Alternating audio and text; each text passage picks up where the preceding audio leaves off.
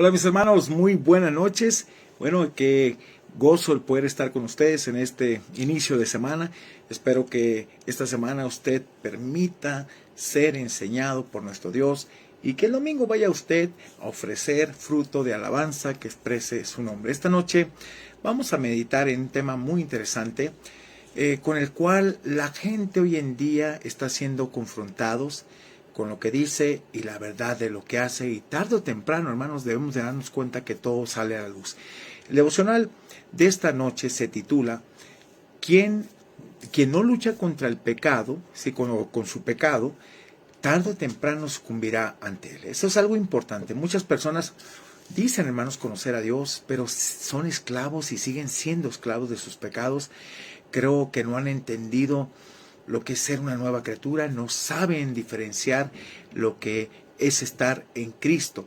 Entonces vamos a ver ahí Santiago capítulo 1 versículos 12 al 18. Aquí el apóstol viene hablando acerca de las pruebas, y hermanos, y en medio de las pruebas pone otro tema, y de los versículos 12 al 18 acerca de la tentación. En medio de las pruebas a veces somos nosotros tentados a tomar decisiones equivocadas, y vamos a ver esta parte de cómo diferenciar, porque a veces pensamos que Dios, cuando nos está probando, nos tienta. Dios no nos tienta a nadie, déjeme decirle, para nada. Una prueba te fortalece, la tentación te debilita, pero la tentación definitivamente no viene de Dios en ningún momento. Así que analicemos esta porción de la carta del apóstol Santiago, ahí en el capítulo 1, versículos 12 al 18, y a la vez veremos otros pasajes paralelos a este tema, que te darás cuenta de la realidad que dices vivir y lo que dice la Biblia contra eso que tú mismo estás viviendo día con día. Por favor, ponga atención, hermanos. Yo le pido que abra su corazón. Es el tiempo tal vez de hacer ajustes, es el tiempo de cambiar, tal vez es el tiempo que te conviertas verdaderamente al Señor, y espero que Dios toque tu vida. Bien, vamos a ver el versículo 12. Dice Santiago: bienaventurado el varón que soporta la tentación. Si vemos el contexto, Santiago viene hablando acerca de las pruebas, de ser perseverantes, y obviamente aquí el tema de la tentación viene desprendiéndose esta parte. Hermanos, ¿por qué? Porque a veces en la prueba somos tentados a tomar decisiones equivocadas. Y dice aquí: bienaventurado el varón que soporta la tentación. Vea la razón: porque cuando haya resistido la prueba, ¿sí?, recibirá, recuerda el contexto, la corona de vida que Dios ha prometido a los que le aman. Verdaderamente, hermanos, los que aman al Señor, déjame decirle algo, ellos van a soportar todo, o podemos soportar todo. ¿Por qué, hermanos? Porque no queremos fallarle al Señor, queremos agradarle al Señor en todo momento, en todo tiempo. Finalmente, el que pide sabiduría debe estar firme y lleno de amor. Dios bendice al que soporta la tentación. En este versículo Santiago regresa al tema con el que inició este pasaje en los versículos 2 y 3 acerca de la prueba. Ambos se refieren a las pruebas, los exámenes y a la perseverancia, hermanos. El cristiano que constantemente soporta las pruebas y ha resistido la prueba, precisamente recibirá la corona de vida. Y esta corona consiste en la vida. La corona es la vida, probablemente la vida de aquí y ahora, y sobre todo guiada por Dios, una vida en plenitud, una vida en abundancia. Obviamente es que no se exime de pruebas, vida sin que falte nada, porque la verdad viene la sabiduría de Dios que está al alcance. Dios promete una vida así a los que le aman. El amor por Dios, hermanos, permite a los creyentes que sufran pruebas descansar confiadamente en Él, y su firmeza revela su amor hacia Dios. No obstante, algunos dicen que la corona no se refiere a la vida plena y ahora, sino a la vida eterna, porque todos los creyentes de hecho aman a Dios, pero la vida eterna se nos dio ya en vida. Ahora, en esta corona de vida es que Dios nos da la capacidad de poder soportar y llevar todas las cosas. Si Dios dice que no escatimó a su Hijo, dice, sino que lo entregó por amor de todos nosotros, ¿cómo nos dará con Él todas las cosas para poder llevar una vida plena en Él y poder vencer? Pedir sabiduría con fe, hermanos, esperanza y amor, trae no solamente la bendición de la sabiduría, sino también la bendición de la victoria. Y para poder tener la actitud correcta en medio de las pruebas, uno debe ver las ventajas de ellas. Pero si es difícil verlas, uno debe pedir ayuda Ahí está la sabiduría al alcance. Y si pide correctamente, Dios le dará la actitud correcta en las pruebas. El creyente puede regocijarse, créanme, en las dificultades y ser bienaventurado al soportar el medio de la prueba para no tomar una decisión equivocada, una tentación muy ligera que le lleve a cambiar las cosas y que pueda cambiar su vida, ¿no? En ese aspecto que le pueda traer consecuencias. Se debe soportar la tentación mortal, dice el versículo 13, y los creyentes, hermanos, estamos en peligro de caer ante los ataques y presiones cuando estamos en medio de las pruebas, pero también estamos sujetos a caer ante las atracciones y placeres de la tentación. Se nos presenta todo esto siempre, así que como una reacción equivocada a las pruebas obstruiría la madurez y el crecimiento espiritual, así también lo hará una respuesta incorrecta a la tentación. Santiago bosquejó la fuente de la tentación y los pasos de la tentación y la solución para ello.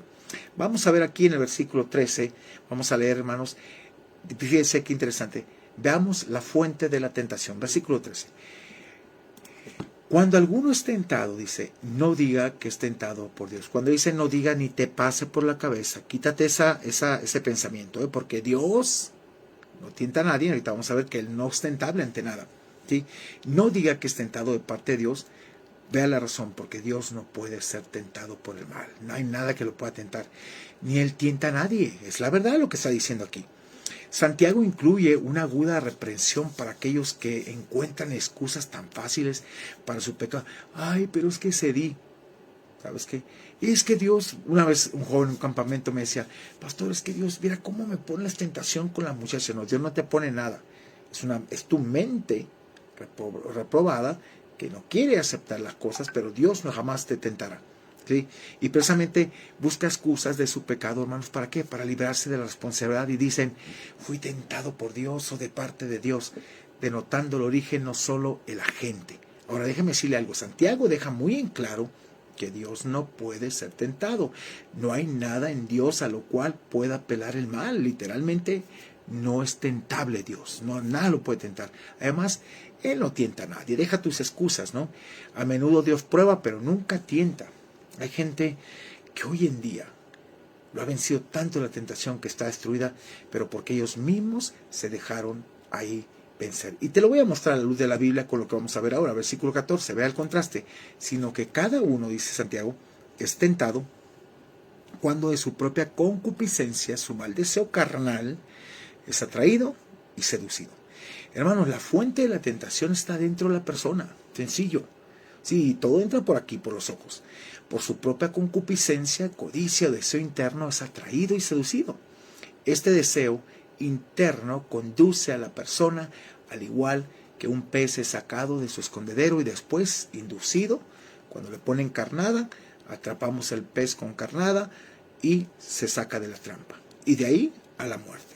Hermanos, de esta forma las mismas personas construyen y ponen la carnada de su propia trampa. Aquel que ha batallado en alcoholismo no vaya a meterse en una cantina donde hay para hacerme fuerte así lo venzo. No, hermanos, simplemente la enfrentamos a veces huyendo. Cuando ya somos fuertes y hemos dejado eso, ya no nos va en ningún momento a llamar la atención, porque ya es parte que hemos entendido que ya no la queremos en nosotros. Ahora, en los versículos 15 y 16 vemos los pasos de la tentación. Ponga atención. Entonces, la concupiscencia, ese mal deseo, ¿sí?, nuestro, después que ha concedido, ¿sí?, da a luz el pecado, y el pecado, siendo consumado, da a luz muerte, que es separación delante de Dios. Y obviamente tenemos que arreglar nuestra situación, hermanos, en ese aspecto. No es que nunca la salvación se pierde. Si la tienes, ¿sabes qué? No vas a estar peque y practicando el pecado. Puedes caer como todo ser humano, ¿sí? Pero cuando una persona ya está practicando el pecado, es que nunca conoció a Dios. Y Santiago dice a quien le dices, amados, está hablando los receptores del amor de Dios, amados hermanos míos, no erréis, no erren, por favor. ¿Sabe qué? Dejen esos pensamientos de que Dios te tienta, de que Dios esto, esa parte no viene ni vendrá de Dios. Aquí son muy vívidas las imágenes biológicas. La codicia o la concupiscencia concibe, y de este acto nace el pecado. El padre que no se menciona seguramente es Satanás. El hijo grotesco es el pecado, madura y produce su propia descendencia, la muerte, hermanos. Y los pasos aquí son todos muy claros. Mire, la codicia desenfrena da lugar al pecado, y el pecado no confesado trae muerte. Y parece raro que sea el pecado el que da luz a muerte, precisamente. Pero aunque parezca extraño, Santiago advirtió a sus queridos hermanos y hermanas que iban a leer esta genealogía, que no se dejaran engañar o desviar por el pecado, ¿sí? Tal como una respuesta correcta ante las pruebas puede resultar en crecimiento hasta llegar a la madurez espiritual total, así una respuesta equivocada al deseo resultará en un descenso hasta la más absoluta pobreza espiritual y finalmente a la muerte misma. Hermanos, desgraciadamente hay gente que sigue consintiendo sus pecados, alimentándose, y ahorita vamos a ver varios pasajes después de esto para reafirmar este tema, para que te des cuenta que tú eres el propio autor de tu pecado. Tú eres el que cedes. Si tienes vida en Dios, no vas a ceder. Puedes caer en ese aspecto, pero te vas a levantar. Ya no vas a practicar el pecado, no lo vas a hacer como una práctica. Pero si no has creído en Cristo y te crees cristiano, vas a seguir practicando. Versículo 17 y 18, vemos la solución para la tentación. Vea lo que dice aquí Santiago, para que te quede muy claro. Dice, toda buena dádiva. ¿Qué significa? Todo regalo excelente y todo don perfecto desciende de lo alto. La tentación no viene de lo alto. Las cosas malas no vienen de lo alto. Dice, del Padre de las luces, en el cual no hay mudanza ni sombra de variación.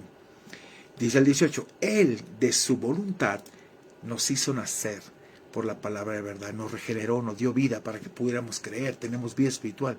¿Para qué? Para que seamos primicias de sus criaturas. Hermanos, en griego las palabras toda buena dádiva y todo un perfecto desciende de lo alto, tiene una cadencia poética, son literalmente todo buen acto de dar, toda dosis, ¿sí? Viene ahí del griego, todo regalo perfecto es de arriba. El Padre de las luces, Dios que creó el universo, que está lleno de astros, da salvación y vida y no cambia ese Dios que hizo todo. Las sombras del sol, hermanos, cambian, pero no hay variación en el que hizo el sol. Jamás Dios cambia.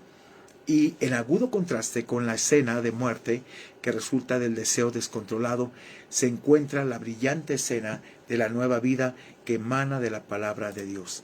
La misma palabra nos lleva a conocer la vida a través de Jesucristo. El padre de las tinieblas, Satanás, genera descendencia de pecado y muerte. Entonces, hermanos, la solución para la tentación es permanecer en una relación cercana con el Padre y responder constantemente a su palabra. Uno debe descansar en el inmutable Señor de luz y confiar en su palabra de verdad, la cual nos da vida. No hay razón, escúchame, por la cual una de las primicias escogidas de Dios, el creyente regenerado, deba ceder a la tentación. No hay excusa, y te lo voy a mostrar con otros pasajes. Debes de aprender a resistir sus ataques mortales o nunca llegarás a la madurez espiritual que Dios desea para nosotros, los hijos de luz. Ahora, ¿quién es el que da rienda suelta al pecado? Ahí viene la cuestión, ¿sí? Déjame decirte. Debemos entender que el pecado ya no tiene dominio sobre nosotros. Y esto es cuando tú lees la Biblia. Pero aquellos que no leen la Biblia siempre se van a estar justificando, siempre esto, siempre viviendo. ¿Por qué? Porque no les interesa cambiar sus vidas, ¿sí? Somos responsables de alimentar nuestra vieja naturaleza, para bien o para mal. O la haces morir o la alimentas. Tú decides. El apóstol Pedro, hermanos, mencionó, fíjese que ahí en su primera carta, en el capítulo 2, versículo 11, dice, amados, somos receptores del amor de Dios. Yo ruego como extranjeros, personas que no somos de aquí, y peregrinos que estamos de paso, que os abstengáis de los deseos carnales que batallan contra el alma. Y en Romanos, ahí capítulo 6, el apóstol Pablo, fíjense lo que dijo, de los versículos 7 al 14, ¿sí? El capítulo 6 de Romanos, 7 al 14, menciona esta gran verdad. Porque el que ha muerto y habla del pecado, ha sido justificado del pecado. Ya no vivimos bajo el pecado. Cristo murió por nuestros pecados y nosotros fuimos justificados, presentados justos. Entonces tenemos que morir a ese deseo del pecado. Y si morimos con Cristo, creemos que también viviremos con Él. Dice el 9, sabiendo, estando convencidos que Cristo, habiendo resucitado de los muertos, ya no muere. La muerte no se enseñorea más de Él. Así el pecado no se enseñorea.